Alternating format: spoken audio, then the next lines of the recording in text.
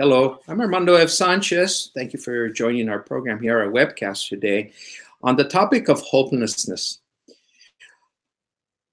I, like everyone else, we drive down the streets and we see people who are homeless, whether they're asking for money in the middle of the road or whether they're having their tents over on the side.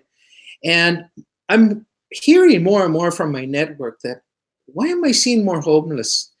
Where were they before? Or, I'm concerned about it. And questions are starting to spur more and more into the area of trying to figure out what it is. Then I want to thank my friend, Dr. Francisco Vasquez, who's up in Sonoma State, who referred me to a program. And I was just blown away. I was just very impressed by a work from photojournalist Eric Castro, who put together a project, and then he partnered with someone who's a fantastic writer. Together, I had the opportunity to see it firsthand of what they understood about homelessness. Meg McConahey is the writer, Eric Castro, a photographer, and Eric and also Meg participated, where Eric was out in the street with the homeless in Santa Rosa, California for 14 months. That's a challenge, but we have their story shared with us, and we're going to share and interview them to tell us what they saw in their experiences. And as well, we're going to give out contact information so that you have the opportunity, as I've been very blessed, to see their pictures, the writing, and just be a sense of understanding in the beginning of the process. Final point here from me is the idea that knowing the problem is part of the solution.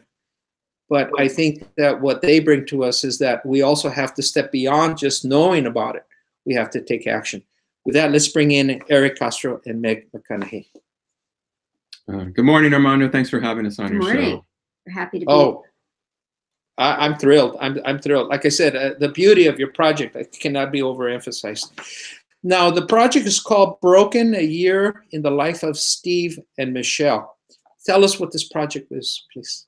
Well, in a nutshell, it's really an insider's look at a homeless couple's life, day-to-day life, their private moments, and how they live from their point of view. The project was really inspired by the idea that a lot of news coverage, they don't have a lot of time to spend getting beyond just the moments that you see on the street, a guy lying underneath blankets or a guy sleeping on a piece of cardboard. I think those images are important because it's reality. But I always saw those images as you're not learning anything new about that person that you wouldn't know by driving by them in the night. Mm-hmm. So the project was an attempt to really flesh out and show an individual life. That homelessness, just like anything we do in life, being a parent, starting a new job, it's all individual. And so I came across a couple who had been together for 9 years that were living under a bridge, named Steve Singleton and Michelle Last. And I approached them after a couple of days of talking to them and asked if they would allow a photographer to spend at least a half a year with them. That was the initial approach. And then it stretched out into 14 months. So it's really a way to try to show people what you can't see unless a photojournalist, a reporter, is allowed into the person's life. You can't see these moments. You can't witness them without the consent of the subjects. And so to me, that's vital information that the public needs to see in order to make decisions about homelessness. And Meg, you participated in this wonderful project. What's your take on it? Well, Eric invited me in probably about a month or 6 weeks into the project. He might be better to describe what, went into that. But, he found that there was kind of so much texture and he was so involved, in the photography of it that he felt like he needed a writer to assist in telling the story, that there was so much to it. And I've worked with Eric before, in the past, and he's had just a wonderful way with just a very compassionate man. I think I share that with him. and professionalism and wanting to really tell human interest stories. And so I was, excited to work with him on it, even though it was difficult for me because I'm a full-time staff writer on a small, mid-sized daily and don't have a lot of extra time to devote. So, I kind of took this on as a side project on my own, on weekends or, at nights or whenever I could steal away to join him. Mm-hmm. And it was an amazing year. You share this wonderful story through the pictures and through your writings and your collaboration. As you collaborated and put together this project, which we're going to give out a contact information where people can see it and appreciate it like I have, how did this story touch you personally? Well, I was really just curious of what it's really like. I mean, I've been doing photojournalism for 20 years, and I've done a lot of homeless projects.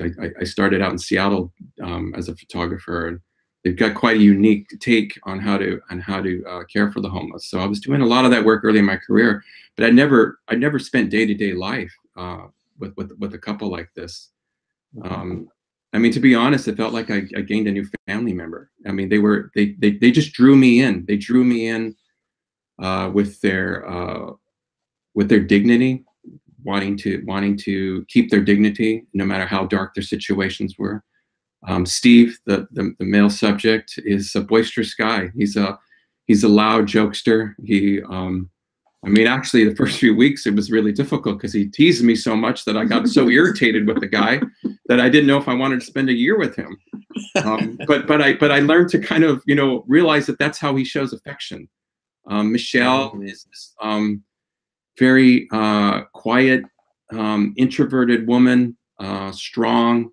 No BS. You cross her, you will know it. But really grew out of her shell and became this working woman with this great job and commuting to San Francisco from Santa Rosa, where the project is based. So yeah, and I watched these two individuals have a life-changing year, and it just was by chance. It was their last year on the street. It was their last year as a couple. They broke up this year at the end of this year. And for Michelle, it was her last year unemployed. She's employed and in housing. And for Steve, it was the birth of an advocate. He became a public homeless advocate that year, going to the mayor's office, talking to officials, being a liaison. So all this happened in 1 year. So it was just a remarkable thing to witness. And Meg and I would have these conversations every night, going, what's going to happen next? What's going to happen next? I mean, what can top what we just saw this week? And every few weeks, something new would just completely surprise us. And so yeah, it was like a roller coaster ride. It didn't feel like 14 months. I mean, to be honest, Armando, I thought it would end early. I thought, 6 months, they're going to be tired of us. They're going to be like, you know what? We've had enough of a camera in our face. But they just let it happen. They just let us be present. And the story just got so extraordinary. We just never wanted to stop. We just stopped when they moved into housing. That's basically why we pulled back. And so it was a remarkable year. Yeah, it wasn't static like, that you're just going and hanging out with people, in front of their tent day after day after day with nothing happening. I mean, there was just extraordinary chapters and getting a job, Steve losing a job. He became severe shoulder injury very early on. They would have to be moving all over town. That was like an insight of how difficult it is for the homeless. Basically, there was a zero tolerance policy in Santa Rosa. And the homeless were being swept out with nowhere to go other than overcrowded shelters. And there are reasons you find why people don't want to go to shelters. People assume that, well, why don't they go to a shelter? Well, they're actually can be quite dangerous. Steve had a story. I guess the reason why they both gave up on the homeless shelter is that he was sleeping one night and he woke up and there was a woman actually trying to put drugs in his mouth. Do you remember that story? Yeah. There were fights and no privacy when you're a couple. and no autonomy. The homeless people, just like anyone else, want to have a place of their own where they can make decisions about their own lives. So they tried to have a little bit of that civility on the streets, Steve and Michelle, and they were just constantly on the run. Yeah. And building encampments everywhere they went. It was extraordinary, the efforts that they would go to create an encampment. They would create these elaborate walls and spend days, embroidering leaves and to hide themselves, to hide their encampment from the police. Yeah, they were always working on their space, either building cabins out of twigs and sticks and pallets, or, like Meg said, building these really intricate woven, canopies of shrubbery to hide themselves. They were always doing something. They were incredibly industrious people. They still are. Steve did some amazing things. He created a compost toilet in one of their encampments. They would do things that were touching to beautify their space. Like they were out, they spent the summer in a creek, and what did he do with the candles? He put candles out in the creek. He put them out in the middle of the creek so that at night when they would light them, it would reflect. And so when they would eat, they could eat by the creek and have a candlelit dinner in a way. So they were kind of creating civilization in the wilderness. Exactly. But Armando, we'll go on. What were you going to? No. I love the wording. I mean, Meg's wording is just real visual. Yeah. Go ahead. Go ahead, Eric. Morgan, Armando, they just let us in. They really did. I mean, that's what makes the story powerful. These moments that they had. I mean, I showed up to their camp one day, and it was just going to be a normal day. They were going to run some errands, and then they had mentioned that they were going to go visit a friend in the hospital. So I asked if I can come along, and they always said, of course. And so when I arrived, it was a friend that was actually dying of some illness. It was either Hep C or cancer, but he was deathly ill. And the reason they were visiting him is he had wanted some Chinese food, and nobody had brought it to him. So they brought it.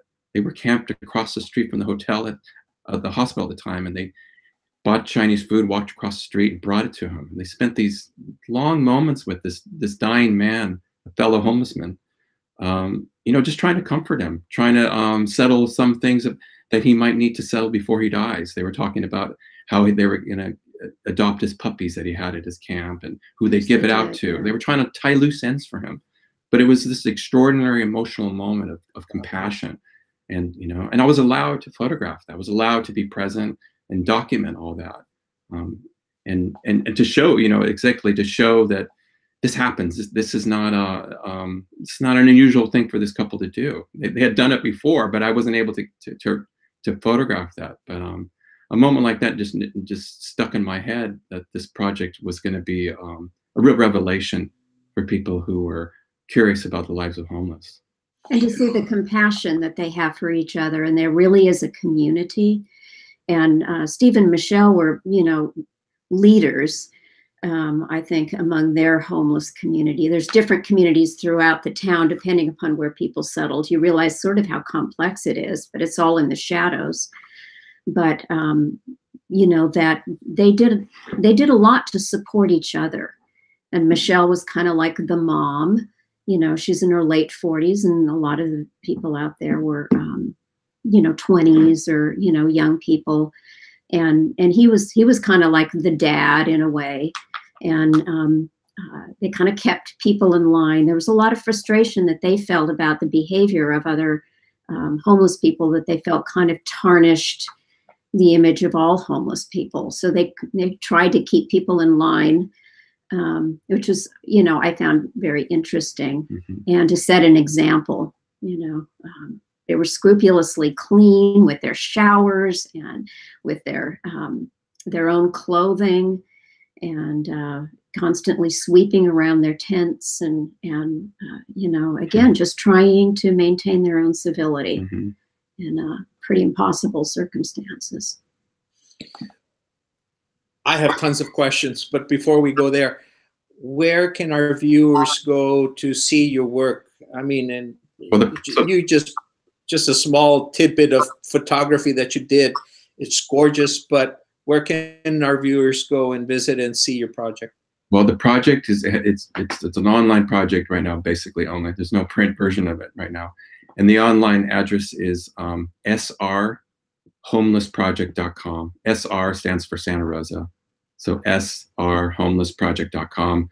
That has the entire story, all the photos in it. It even has a short 30-second video clip that shows the images of the year, and you get to hear Steve say this really remarkable quote about being homeless. Yeah, you could read the story, and you can contact us through the website too, or Google our names off the site. Okay.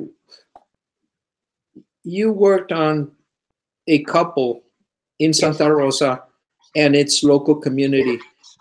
How can you educate us from that one micro circumstance? What can you tell us about homelessness in general? That's a tough question, Armando. I really don't know, actually. I mean, I know, I know it's huge on the West Coast. If you go to any city right now on the West Coast, Portland, LA, you go up, there's homeless people everywhere downtown. And so I think in that sense, you really get a sense of what it's like out here on the West Coast.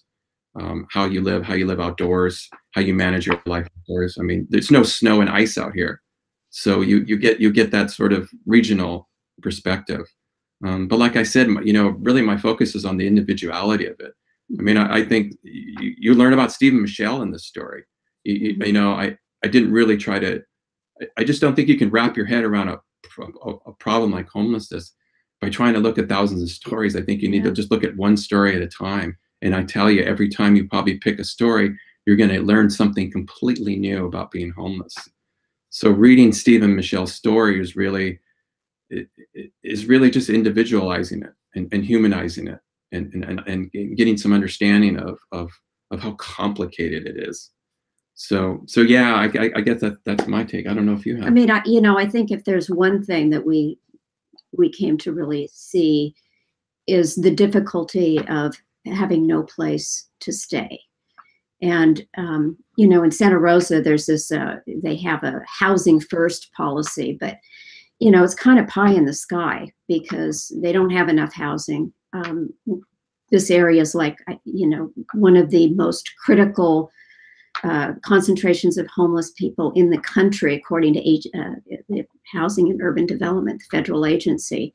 I mean, I think we're one of the top 5 suburban areas in the country in terms of homeless population. So there, and in the middle of this story that Eric we haven't mentioned yet, we had this massive wildfire. Oh yeah. Which at the time was the worst in the state of California, since been tragically eclipsed, but which made the housing problem even worse here.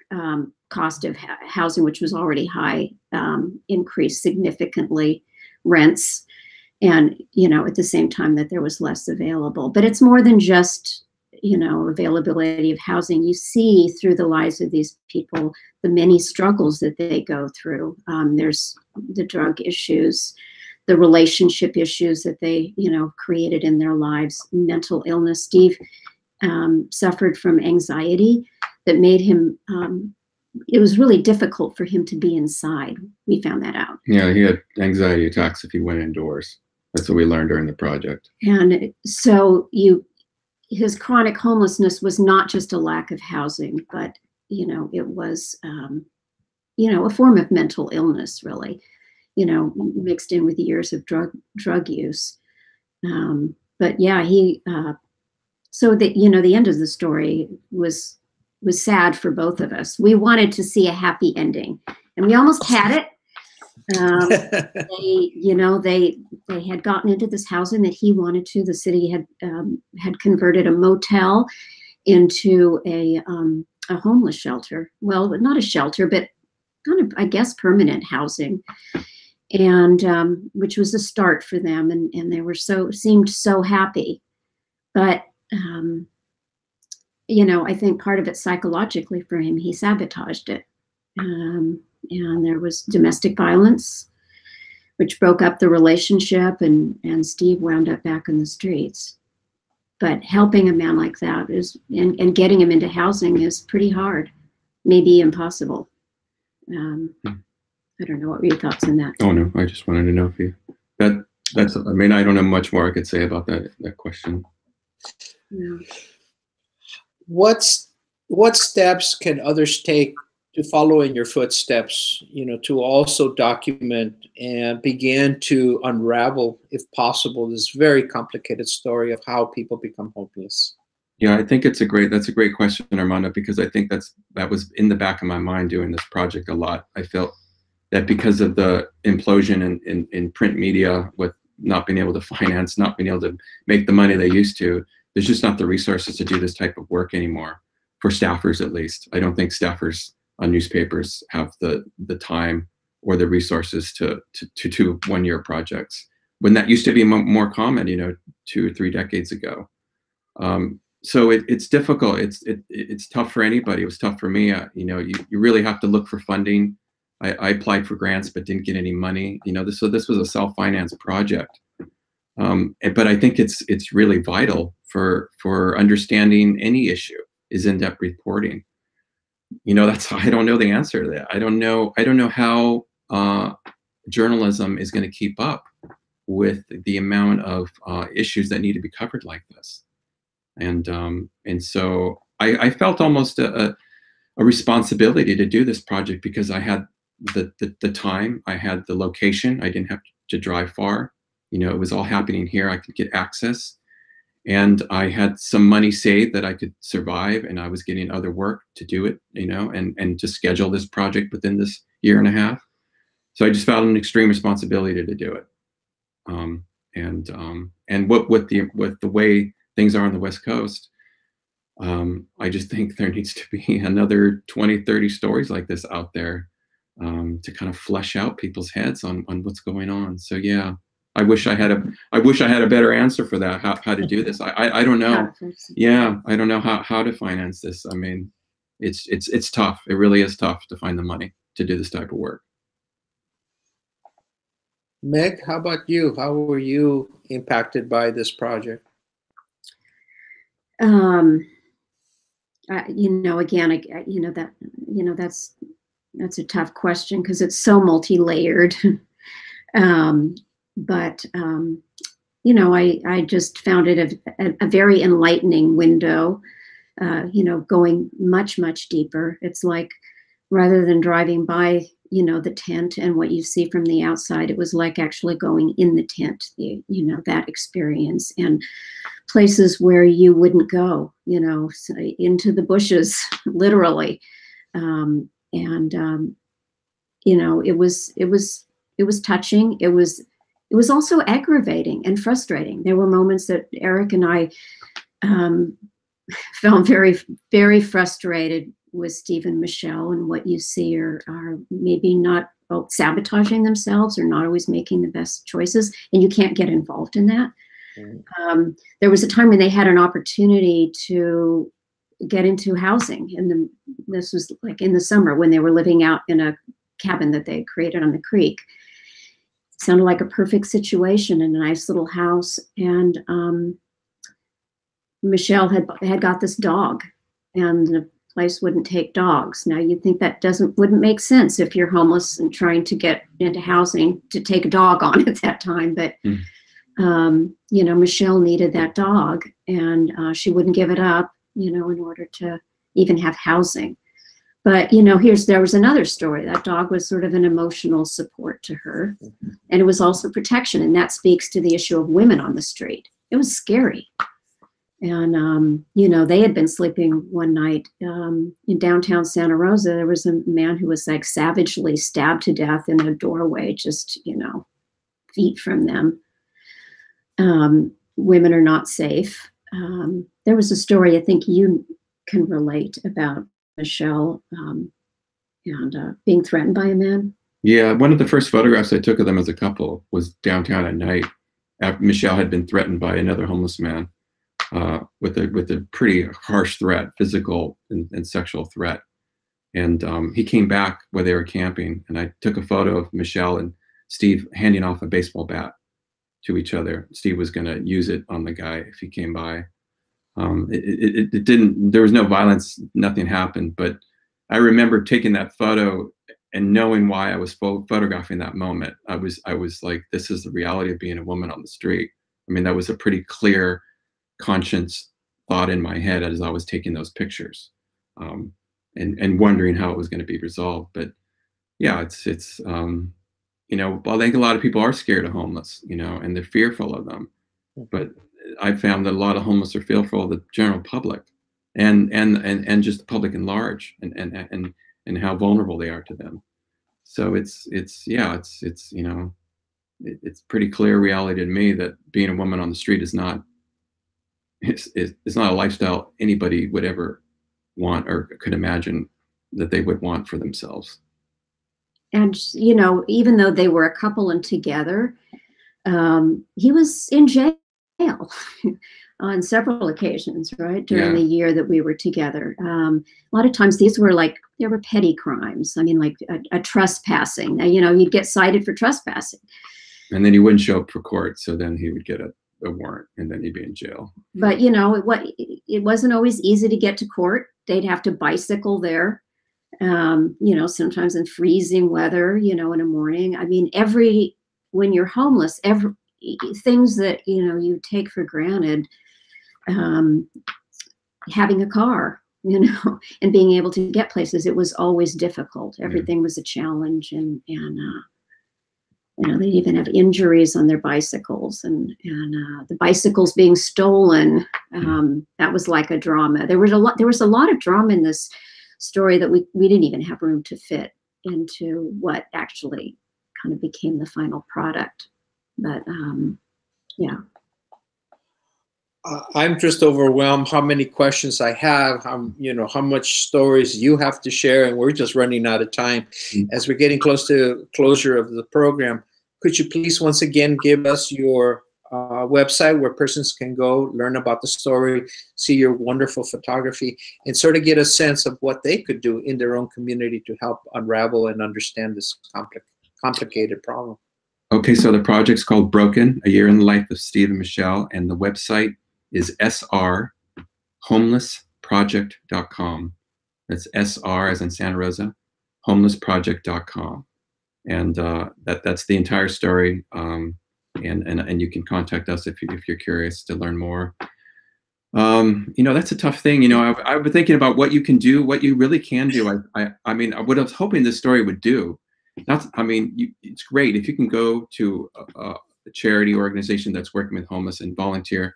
That's great. That's great if you can do that. But what I'm really hoping this project does is to rethink the way you look at another person that's homeless. Because I really think that's part of the problem. It needs to be a cultural change. You need to start looking at the homeless as not something to fearful. It's not something to aghast at, but to something to feel some compassion. I mean, next time a homeless guy walks by you, maybe say hi to him. Maybe give him some eye contact. If you're a coffee shop, maybe offer him a hot chocolate or a coffee. You know, would you like something to drink? Would you like a hot drink or something? You know, the simple sort of human interactions, I think, are probably more valuable than, you know, just trying to donate or find volunteer work. I mean, it's sort of the everyday things that I think are important. Do you happen to have somewhere nearby one of the prints of the pictures of, I'm sure, the thousands of pictures you took? Do you have one that we can look at? Sure. Sure. I have one. I'll show this one. This is if you can see this clearly, this is a picture of Steve and Michelle. It was pretty early in the project, and as Meg had said earlier, Steve had suffered a severe shoulder injury, and he was waking up that morning, and this is a view inside their tent of Michelle comforting him in that pain. She had to dress him like a child that morning because his shoulder pain was so hard. He couldn't dress himself. She put on his shirt, she put on his pants, and she tied his shoes like a little boy. And this were the types of moments that I was trying to show the public. This is not a moment you could see, you know, if you were driving by in a car. This is a moment happening inside of a tent, behind a cemetery in a very remote part of town. You know, of a homeless couple dealing with their daily life. Sorry, my computer just tweaked. No, that's fine. That's all right. But yeah, and that's what I hope, you know, Meg and I did, is that we gave you a little window into this unique couple's life. You did. You stirred a lot of thoughts and a lot of points that I think we all need to reflect on. The idea that we have to cut this sense of invisibility. We have to look at it. We have to look at fellow human beings as well. One more time, I'm going to ask you for, please, the website, and then we're going to go to closing statements. Please provide us with the contact information as well again, please. Okay, so yeah, the website for the Project Broken is at srhomelessproject.com. That's srhomelessproject.com. And Meg McConahey and Eric Castro, if you Google our names, we're pretty easy to find. Yes. And you're willing to contact us with any questions or any information that you have regarding this project. Yeah, people could email me at meg.mcconahey@pressdemocrat.com. So yeah, we're happy to hear feedback from people or their stories. Well, you're always invited to be back on the show and continue to share more of your insights and what you experience, and help us sort of waken us up that we have to also take action as well. And with that, I'd like to give each one of you a couple of minutes. Closing statements, please. Armando, I'm just thrilled that you're showing this project. Meg and I put our heart and soul into this thing. We really think that if you're interested in learning about what's happening in this country, the division between the wealthy and the poor, you really need to look at stories like this. You really need to open your mind to this and your heart to this, and start asking yourself some questions about, do you really want this country to keep moving this way? You know, this division in economics. And if you're comfortable with that, then that's fine. But I still think it's worth learning about how other people live, because I think it's really tough to read a story like this without changing your perspective on homeless and on poverty in general. That's about all I got to say, Armando. Meg? I think Eric and I have talked, frequently about this and sort of the broader issue, but I think we're hoping that it might change social consciousness about homelessness to the point where it's not acceptable. In Santa Rosa, it's not acceptable, but it's more like people just don't want to look at it. But in the deeper sense, that it's not acceptable on a human level, and that we need to find solutions and a multiplicity of solutions. There's no, as you see with this one, this is one story, but there's so many different problems and needs, and so you need kind of a variety of options for people. But mainly it has to start with the social consciousness, of people saying that this is not acceptable, and we're hoping that this is maybe one piece of raising consciousness to people of what it's like on the other side of the tent. I find myself sort of in huge respect of your project, and I'm trying to reflect how to close this program, and I have to say it this way. First of all, I have to applaud your leadership for, taking on the initiative totally on your own. Obviously, both of you invested a great deal of time, personal time, into this. And the idea that I totally agree that this is a major issue of acceptance. Do we accept for more people to become homeless?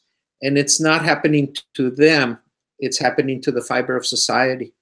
And if the society starts to disintegrate, thinking that, well, that's their problem, not our problem, and we start seeing that attitude, we break down our own system of social protection and social nets.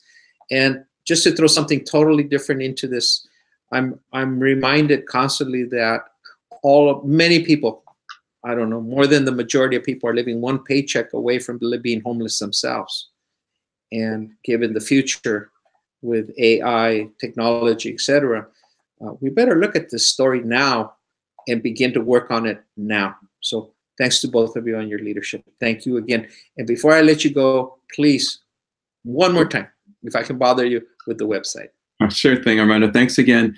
It was a pleasure talking to you, and we really appreciate the time you've given us. The project, again, is called Broken, A Year in the Life of Steve and Michelle. If you just Google that, you'll probably find it. The website is srhomelessproject.com, srhomelessproject.com. Thank you again, Armando. Thank you. Thank you. And let's not make this the last time we talk to you. Let's bring in more issues. Thank you very much. Thank you. All right. Adios. Bye-bye. I'm Armando F. Sanchez. You can contact me at afsanchez66@gmail.com. Any information you want to send me to forward to them as well. If there's an issue contacting them, please don't hesitate. But let's support leaders like them in the financial sense. Let's give additional exposure and support to what kind of project they're doing. And let's get everybody involved. This is our problem, not their problem, not someone else's problem. This is our problem. This is our society. We have to make it better. Thank you. Thank you for being with us. And again, I want to thank Armando Castro and Meg McConahey for their wonderful dedication project. Adios. Adios.